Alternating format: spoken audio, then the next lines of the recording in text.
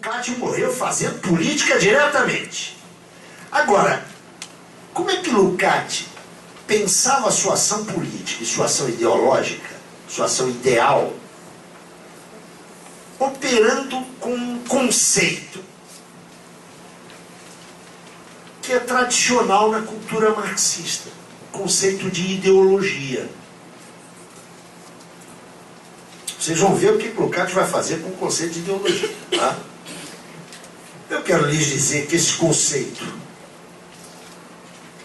que retoma uma palavra e uma polêmica utilizadas na França nos primeiros anos do século XVIII, né? O nome se deve a de Tracy, e a polêmica vai se dar entre discípulos de Tracy, que era um cientista natural, e Napoleão Bonaparte.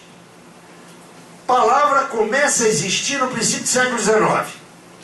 Nos anos 40, na Alemanha, pensando a cultura política e filosófica alemã contemporânea, Marx e Engels vão retomar esse conceito de ideologia, mas vão lhe atribuir uma carga semântica nova. Ou seja, eles vão ressignificar o conceito.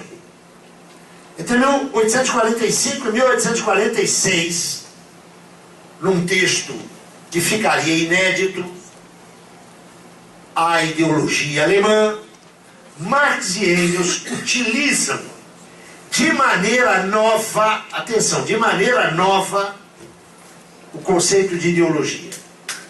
E o utilizam num sentido claramente crítico negativo. Notem, eles considerarão ideologia toda construção cultural, toda construção intelectual, cujos autores não são capazes de reconhecer os condicionamentos socio-históricos que parametram, que emolduram a sua elaboração. Quem é o ideólogo? O ideólogo é aquele intelectual que constrói uma imagem qualquer do mundo, uma concepção qualquer sobre a sociedade, sobre a natureza, mas não vê nesta construção que ela é expressão de condições sociais e históricas muito determinadas.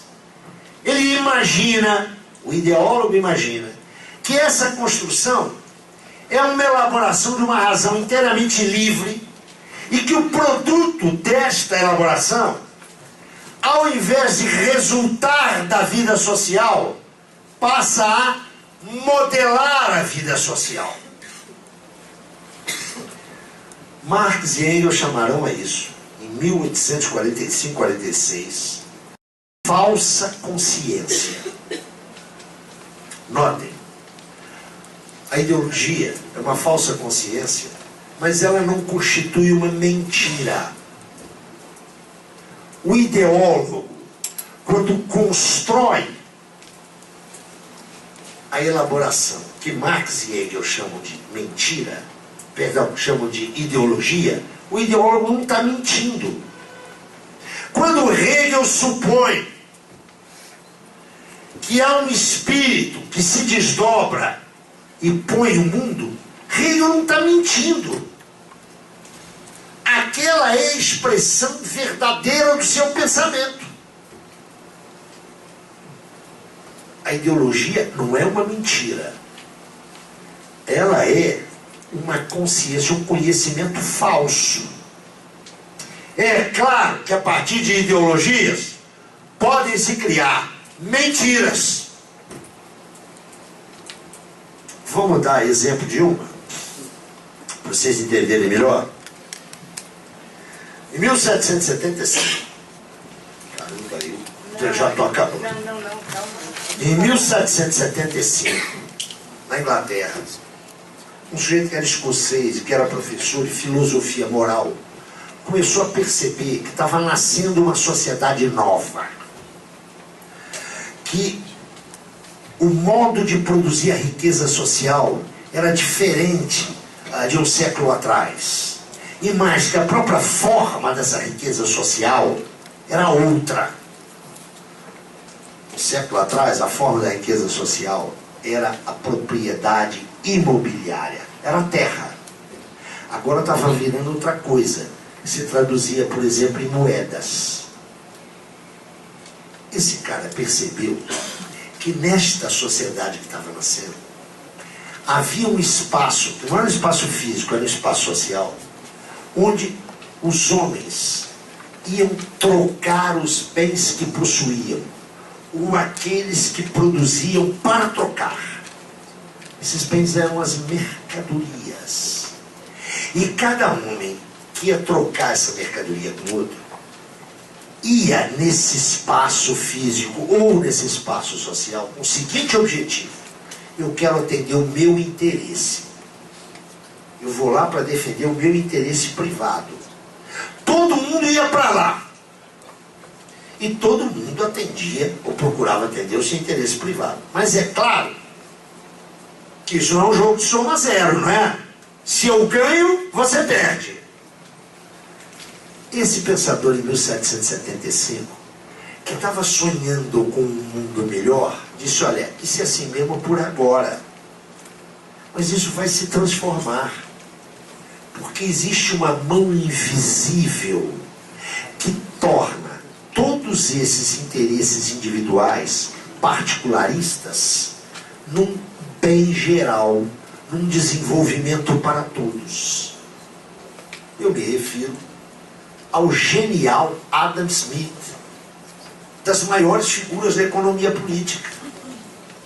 Dirão vocês aí agora: mas caramba, como é que Adam Smith pode inventar um negócio chamado a mão invisível que vai equalizar e transformar os vários interesses conflitantes em desenvolvimento generoso para todo mundo?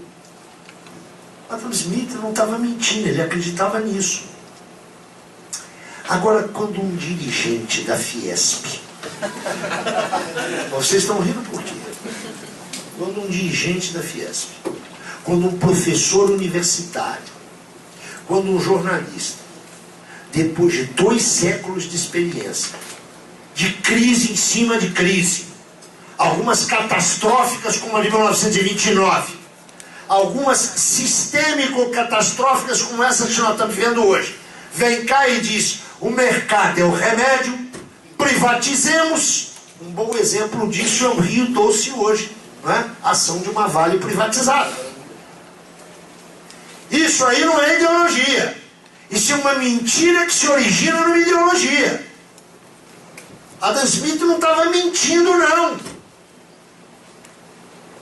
É preciso distinguir o ideólogo do sicário, do mercenário que escreve na defesa de interesses imediatos. É isso que Marx e Engels fazem em 1845. Criam essa categoria explicativa para entender a cultura alemã. É uma ideologia. Ela não é mentirosa. Ela é falsa. Só que esse livro ficou inédito até 1932. O livro A Ideologia Alemã ficou inédito até 1932. Isto significa que Lukács, quando se tornou comunista, e por 14 anos da sua militância, ele não conheceu isso. Mas ele trabalhou durante muito tempo um outro conceito de ideologia. É que Marx e Engels nunca foram figuras que ficaram paralisados no tempo. Se 45-46, Marx com Engels formulam um conceito crítico negativo de ideologia, em 1859, Marx avançou. Marx progrediu. Em 1859, ele já fez a imensa pesquisa que está contida nos Grundrisse. E ele vai apresentar, pela primeira vez em termos públicos, os resultados iniciais dessa pesquisa.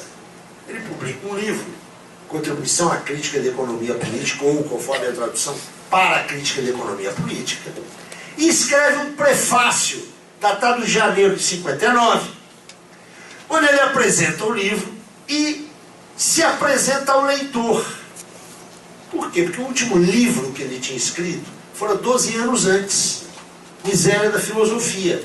Ele depois, no exílio londrino, escreveu pequenos panfletos, mas agora ele voltava a escrever um livro. Então ele diz para o leitor, olha, eu comecei estudando Hegel, depois eu fiz isso, fiz aquilo. E ele vai apresentar sinteticamente os resultados a que a sua pesquisa o levou. E ele diz, olha,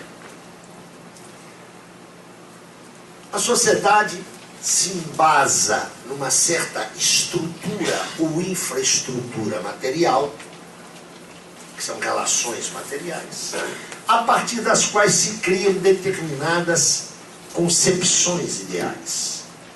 Quem já leu há de se lembrar que é aquela, eu acho, uma péssima imagem, a imagem de base e superestrutura, que ele só usou essa vez. Há uma base que envolve relações materiais, uma sociedade, e uma superestrutura de ideias. E aí, atenção, ele lista nessa superestrutura a religião, o direito, a moral, a arte, todas as criações ideais, todas aquelas criações no mundo das ideias. E diz, olha, esse conjunto de representações, de imagens, de conceitos, que constitui a ideologia. Aí vocês lembram logo, é falsa consciência. Não, ele diz ideologia. Mas é também por essas representações que os homens tomam consciência das contradições que eles estão vivendo e que eles podem resolvê-las.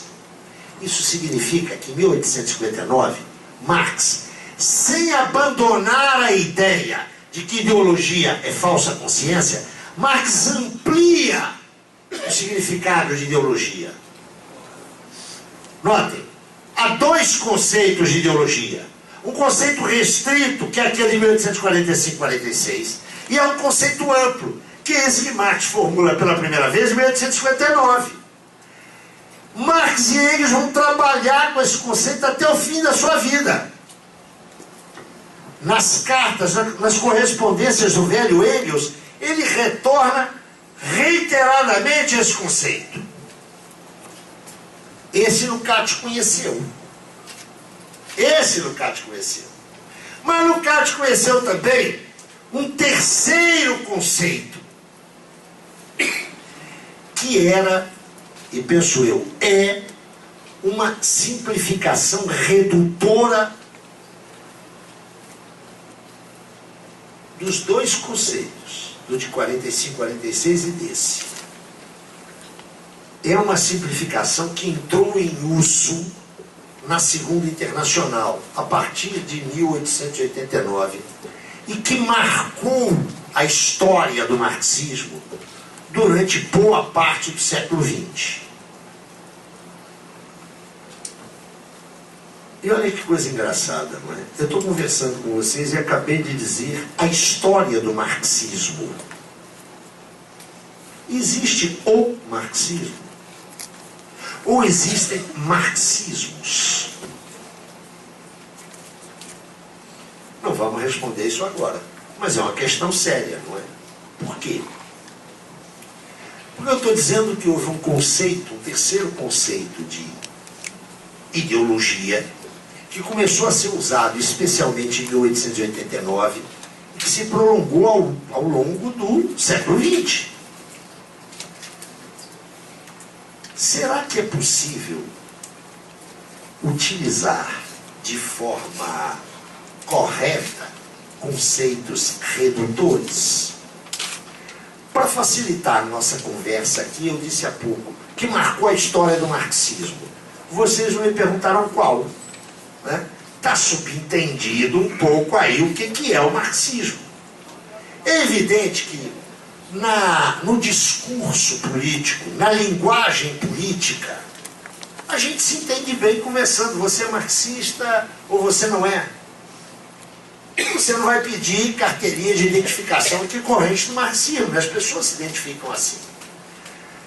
A palavra ideologia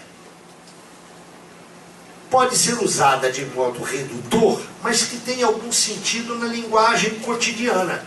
Não tem sentido num discurso teórico. Esse terceiro conceito de ideologia é muito redutor. Ele supõe que há a ideologia proletária e a ideologia burguesa. Nota que é um conceito redutor, não é? Não existe, na sociedade que nós vivemos, não existe só duas classes sociais. Existem duas classes sociais fundamentais, mas há franjas de classe. Há estratificação no interior das mesmas classes. Mas passou a se usar, a partir da existência da Segunda Internacional, de maneira muito direta, muito mecanicista, ideologia burguesa e ideologia proletária. Quase sempre com um sinal de valoração, né? Ideologia burguesa, ó que horror! Ideologia proletária, ó que maravilha! Nós sabemos que as coisas não são assim, né? Não tem o preto e o branco. Tem o preto, o azul, o verde. A Lukács, essa terceira utilização, vou repetir para não ficar confusa. Tem lá o sentido crítico negativo de 1845-46, lá no Marx e no Engels. Isso ficou inédito até 32. Marx, em 59, amplia o seu conceito de ideologia, mas sem negar o conteúdo do sentido restrito. E há uma terceira acepção, bastante vulgarizada, que é muito maniqueísta. Lukács se valeu desta última, ideologia burguesa, ideologia proletária, em escritos menores. E às vezes em discussões mais sofisticadas, mas sempre teve clareza de que isso era um recurso de análise absolutamente insuficiente.